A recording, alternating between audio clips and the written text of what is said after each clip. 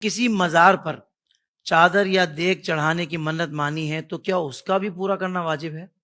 دیکھیں، منت چادر کی یا مزار پر دیگ چڑھانے کی یہ عرفی منت کہلاتی ہے، صحیح ہے، شرعی منت نہیں ہے یہ، یعنی ٹھیک ہے۔ اس کا کرنا واجب نہیں ہے۔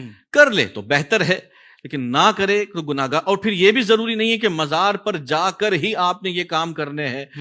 اصل مقصود کیا تھا کہ مجھے صاحب مزار کے لیے ایصال ثواب کے لیے کام۔ اچھا، ہمارے یہاں کچھ اس کا دوسرا پہلو بھی بیان کرتے ہیں کہ ناجائز ہے، حرام ہے، یہ ہے، وہ ہے۔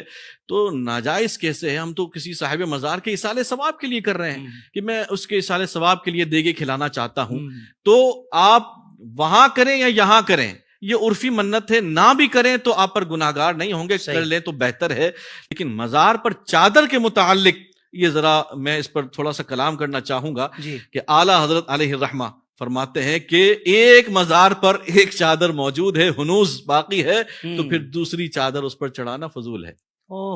ہمارے یہاں آپ دیکھیں مزاروں پر چادروں کے انبار لگے ہوئے، 20 دکانیں باہر ہوتی ہیں۔ ہاں، یہ سارا یہ دھندا لگایا۔ اچھا، پھر وہ مزار پر چادر آپ نے چڑھائی اور چادر چڑھا کر وہ پیچھے مجاور آیا، وہ چادر لے کے پھر اس کو باہر جا کر بیچ رہے ہوتے ہیں، تو آپ کی چادروں کے ساتھ یہ سلوک ہو رہا ہوتا ہے۔ تو ایک چادر ہے، کافی ہے۔ چادر کی منت سے بہتر ہے کہ آپ کوئی اور منت کر لیں، لیکن اس منت کا پورا کرنا واجب نہیں ہے، کر لیں تو بہتر ہے۔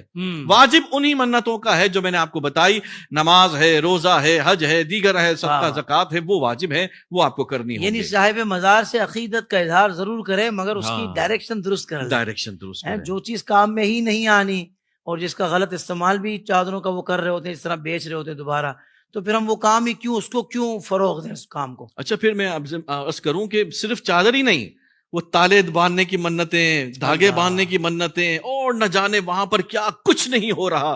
خدا را، یہ میں اپنے سنی مسلمانوں سے درخواست کروں گا ہاتھ جوڑ کر، خدا را مزاروں پر جا کر ایسا کام نہ کریں جس کا شریعت سے کوئی تعلق نہیں ہے۔ کرتے آپ لوگ ہیں، جواب علماء کو دینے پڑتے ہیں۔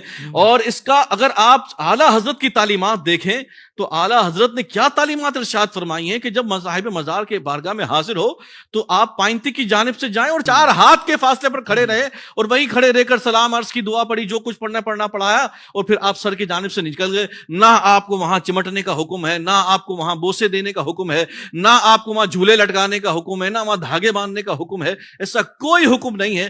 اگر ہم اعلیٰ حضرت ہی کی فقط تعلیمات پر عمل کر لیں تو ہم پر اتنے سارے جو اعتراضات ہوتے ہیں وہ بھی ختم ہو جائیں کہ ہم جو وہاں پر ہو رہے ہیں۔ اور یہ بھی میں عرض کروں کہ یہ جتنے مزارات غیر عالم جاہل مجاوروں کے زیر انتظام ہیں، یہ صرف وہیں کام ہو رہے ہیں، لیکن جہاں علماء ہیں وہاں کبھی آپ کو یہ چیزیں نظر نہیں سبحان آئیں۔ اللہ، سبحان اللہ۔ جتنے بھی جاہل لوگ ہیں یہ کام کر رہے ہیں، علماء کی موجودگی میں یہ کام کبھی نہیں ہو سکتا، آپ دیکھیں گے انشاءاللہ۔ بالکل ٹھیک ہے۔ ناظرین کرام، واقعتاً جو الحمدللہ مسلک اہل سنت ہے، اس میں جو بھی احکامات علماء کرام بیان کرتے ہیں تو یہ قرآن و حدیث کے مطابق ہی بات یہاں ہوتی ہے۔ جو قرآن و حدیث سے متصادم ہے، اول تو کوئی بزرگ کو کرتا ہوا پائیں گے نہیں، کیونکہ وہ بزرگ ہی نہیں ہے جو قرآن و حدیث سے متصادم بات کو اپنائے اور فروغ دے۔ سب ایسا ہی ہے۔ اور جو بزرگوں کی باتیں یہاں کی جاتی ہیں الحمدللہ قرآن و حدیث سے متصادم نہیں ہوتی، یقین مانے نہیں ہوتی، اور انہی کو ہم اپنا بزرگ کہتے ہیں اور انہی کی تقلید کرتے ہیں جو نظریاتی اور فروعی معاملات ہوتے ہیں اس کے اندر۔ اور بنیادی عقائد تو وہ تو ظاہر بات ہے کہ ہم نے بغیر دلیل بھی ماننے ہیں الحمدللہ۔ تو یہ بات سمجھنے کی ہے کہ الحمدللہ خرافات جو ان چیزوں میں شامل ہو چکی ہیں، بانگ دہل الحمدللہ برملا اظہار کیا جا رہا ہے کہ یہ خرافات ہیں، ان کو ختم ہونا چاہیے۔ کوئی بھی ذی علم ان کاموں کی اجازت نہیں دے سکتا۔ ہمارے پلیٹ فارم سے اور اہل سنت کے تمام پلیٹ فارم سے یہی بات کی جاتی ہے۔ مفتی صاحب کیا کہیے گا؟ جی بالکل، میں عوام اہل سنت سے بالخصوص گزارش کروں گا کہ کوئی بھی کام کرنے سے پہلے کسی مستند عالم دین سے اس کی تصدیق کر لیں کہ یہ جو میں کام کرنے جا رہا ہوں اور دین کا کام، نیکی کا کام کرنے جا رہا ہوں، کیا اس کی کوئی شریعت میں گنجائش ہے، کوئی اس کا طریقہ ہے، کوئی اس کی سند ہے؟ اگر ہے تو کرے، نہیں ہے تو پھر بھلے وہ تیرے باپ سے آ رہا ہے، دادا سے آ رہا ہے، پردادا سے آ رہا ہے، کہاں سے بھی آ رہا ہے، وہ ساری چیزیں چھوڑ دے۔ اور اگر یہ روش اختیار کرنا نہیں، یہ تو ہمارے باپ دادا سے چلا آ رہا ہے، تو یہ مسلمان کا نہیں، یہ کفار کا طریقہ یا نام نہاد پیر صاحب کہہ رہے ہیں۔ ہاں، یہ تو پیر صاحب کے کہنے پر، پیروں نے تو آج ہمارا جو نام نہاد، ہر سارے نہیں، جو غیر مستند اور جو ڈبہ پیر ہیں انہوں نے تو بیڑا غرق کر کے رکھا ہوا ہے. اللہ ان کے شر سے محفوظ رکھے. جو خود بھی گمراہ ہو رہے ہیں اپنے عقیدت مندوں کو بھی گمراہ کر رہے ہیں. اسی لیے اعلیٰ حضرت فتاوی رضویہ اور صدر الشریعہ نے پیر رکھنے سے پہلے بھی 4 شرائطیں بتا دی کہ آپ کسی کو پیر بنانا چاہتے ہیں تو پہلے ان 4 چیزوں پر پرکھ لیں کہ وہ ہے بھی یا نہیں اس کا اہل. سب سے پہلی بنیاد یہی ہے کہ وہ سنی صحیح العقیدہ ہو. سنی صحیح العقیدہ ہو اور اس کی تمام تر تعریفات پر پورا اترتا ہو.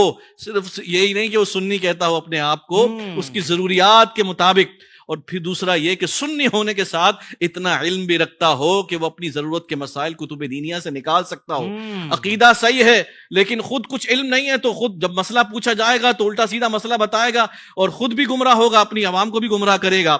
یہ 2 چیزیں ہونے کے باوجود بھی فرمایا کہ وہ فاسق معلن نہ ہو, اعلانیہ کوئی گناہ نہ کرتا ہو. نماز کا وقت ہو رہا ہے, پھر صاحب بیٹھے ہوئے نماز ہماری مکے مدینے میں, یہ تو عام رائج ہے. اسی طرح اس کا سلسلہ رسول اللہ صلی اللہ علیہ وسلم تک متصل ہو. باقی شرائط ہونے کے باوجود یہ ایک شرط بھی اگر مفقود ہے تو وہ پیر ہونے کا اہل ہی نہیں ہو سکتا. اس لیے میں عوام الناس سے کہتا ہوں خدا را پیر بنانے سے پہلے بھی ان 4 شرائط کا حامل پیر دیکھیں, پھر اس کی اتباع کریں, ورنہ وہ خود بھی گمراہ ہوگا اور آپ کو بھی گمراہ کرے گا. سبحان اللہ, سبحان اللہ, سبحان اللہ. آپ نے بہت کمال کی رہنمائی فرمائی ہے. اللہ تعالیٰ اس کی بہترین جزا عطا فرمائے.